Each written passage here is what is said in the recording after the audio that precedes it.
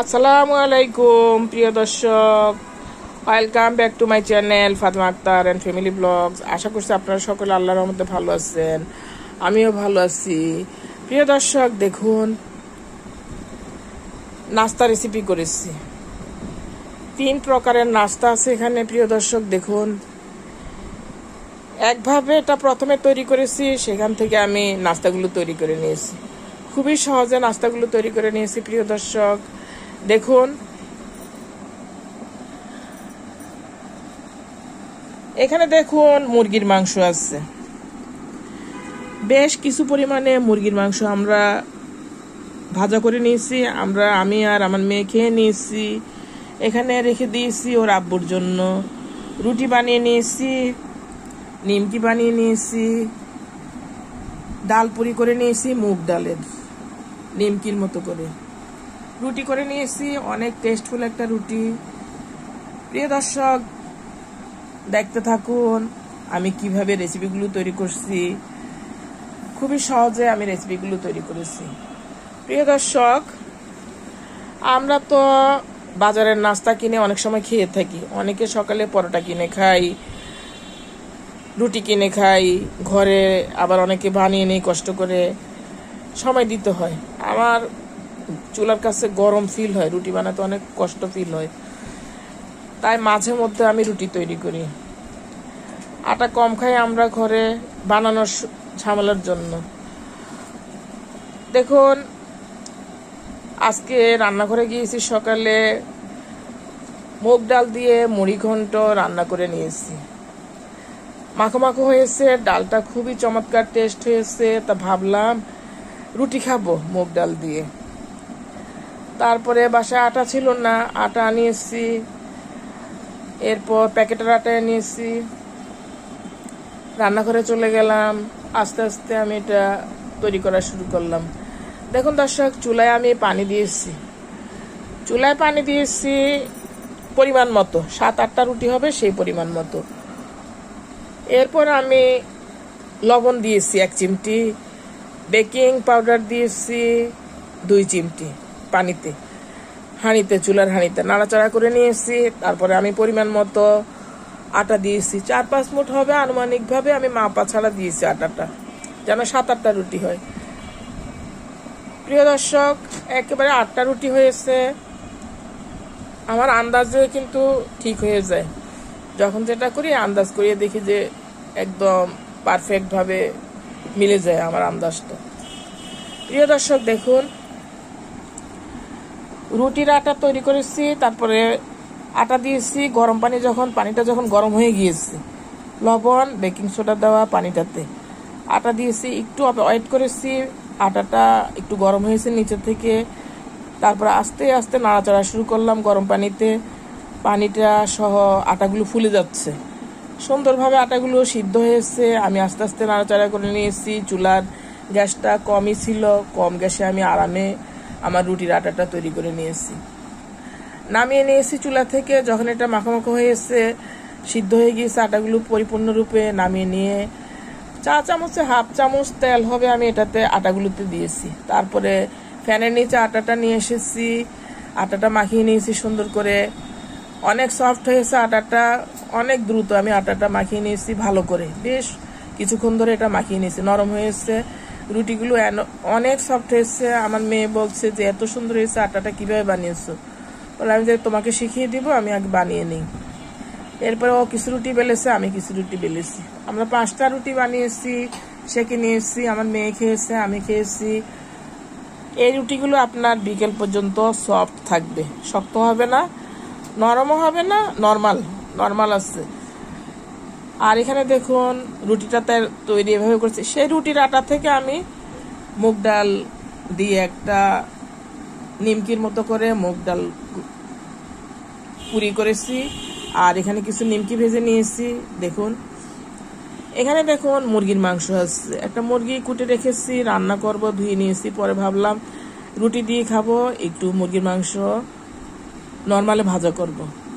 রান্নার থেকে এভাবে ভাজা করলে অনেক টেস্ট হয়। আপনি সহজে আপনার বাচ্চারা বা আপনি এটা রুটি দিয়ে বা নর্মালে খেতে পারেন নাস্তার মতো। বুকের মাংস নিয়েছি প্রিয় দর্শক, কেটে নিয়েছি দেখুন ছোট ছোট করে, লম্বা গোলাকার পাতলা করে কেটে নিয়েছি। বেশ কিছু মাংস কেটে নিয়েছি। তারপর আমি এতে ধুয়ে নিয়েছি, ভালো করে চিপে নিয়েছি হাত দিয়ে মাংসটা, যেন পানি না থাকে। তারপরে এতে সয়া সস অ্যাড করে দিয়েছি 4 চামচে 1 চামচ, হলুদ দিয়েছি পরিমাণ মতো, লবণ দিয়েছি পরিমাণ মতো, মরিচের গুঁড়া দিয়েছি একটু বেশি করে, আমরা একটু ঝাল পছন্দ করি তাই। তারপর গরম মশলার গুঁড়া দিয়েছি রাঁধুনির, পাঁচফোড়ন দিয়েছি। সবকিছু দিয়ে আমি সুন্দর করে মাংসগুলো মাখিয়ে রেখেছি, ম্যারিনেট করে নিয়েছি। আধা ঘন্টা ছিল। সয়া সস দিয়ে মাংস ম্যারিনেট করে নিলে ফার্মের মুরগিগুলো খেতে খুবই টেস্ট হয়।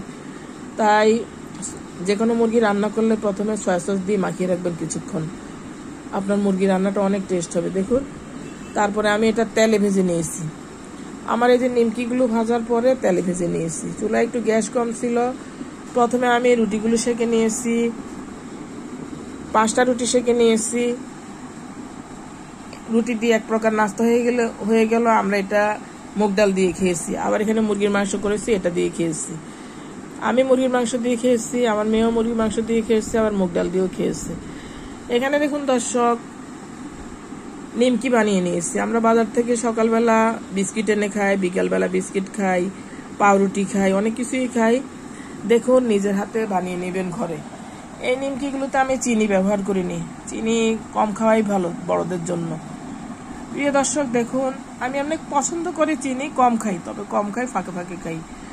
নিমকিগুলো দেখুন, সাদা নিমকিগুলো আমি প্রথমে তেলে ভেজেছি, হালকা মচমচে হয়েছে। আমি নিমকিগুলো পুড়িয়ে নেইনি। যে কোনো রেসিপি পোড়ালে আপনার কিন্তু স্বাস্থ্যসম্মত থাকে না, খাদ্য গুণাগুণ নষ্ট হয়ে যায়। নিমকিগুলো তেলে ভেজে নিয়েছি, ফুলেছে সুন্দরভাবে। আমি নিমকিগুলো তুলে নিয়েছি বেশ কিছু পরিমাণে। এখানে 3টা রুটি কেটে নিয়েছি আমরা। সাদা নিমকিগুলো প্রথমে ভেজে নিয়েছি, আর এই যে যেটা লালচে ভাব হয়েছে, এটা মুরগি ভাজার পরে সেই তেলে ভেজে নিয়েছি, তাই এগুলো একটু লালচে হয়েছে। এগুলো কিন্তু পুড়ে যায়নি। কালারটা এই যে মুরগির সয়া সসের কালার আছে, মরিচের গুঁড়ার কালার আছে, সবকিছু অ্যাড হয়েছে এটাতে। এটাতে আবার মাংসের সুগ্রাম যাবে একটু এই নিমকিগুলোতে। তেলে তো আমার মাংসের স্যান্ড গিয়েছে। দেখুন দর্শক, এই লালচে নিমকিগুলো হলো মুরগির মাংস ভাজার পর করেছি। আর এখানে দেখুন একটা ডাল পুরি করেছি। একটা রুটিতে আমি মুগ ডাল দিয়েছি ভিতরে, রুটিটা কেটে নিয়েছি মাঝখান বরাবর। এক সাইডে মুগ ডাল দিয়েছি, ওটা মুড়িয়ে নিয়েছি। তারপরে বিপরীত সাইডে এটা দিয়ে আবার এটা মুড়িয়ে নিয়েছি। দেখুন এটা 3 কোনা নিমকি করে যে, সেই নিমকির মতো একটা শেপ মুগ ডালের ডালপুরি হয়েছে। প্রিয় দর্শক দেখুন, এটা কিন্তু অনেক সুন্দর হয়েছে এবং অনেক সফট, অনেক টেস্ট হবে। এটা একটা বানিয়েছি আমি, এইটা খেতে আর কিছুই লাগবে না, ভিতরে মুগ ডাল আছে।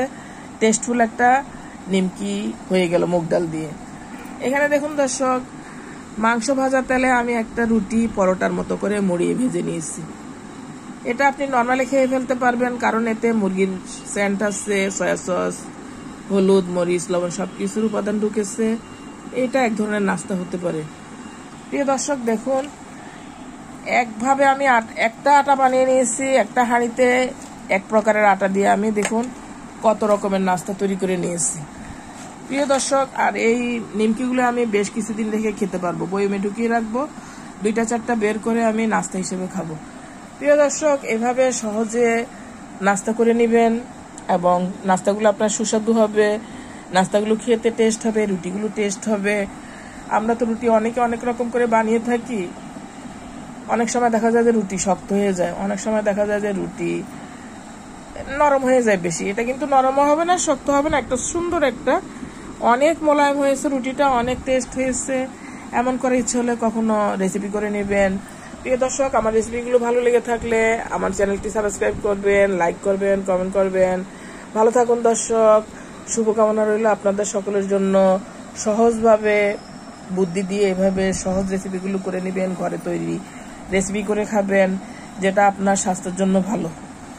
আর চিনি না খেলে চিনি দিবেন না নিমকিতে, আর চিনি খেলে চিনি অ্যাড করবেন, তাহলে এটা মিষ্টি হবে।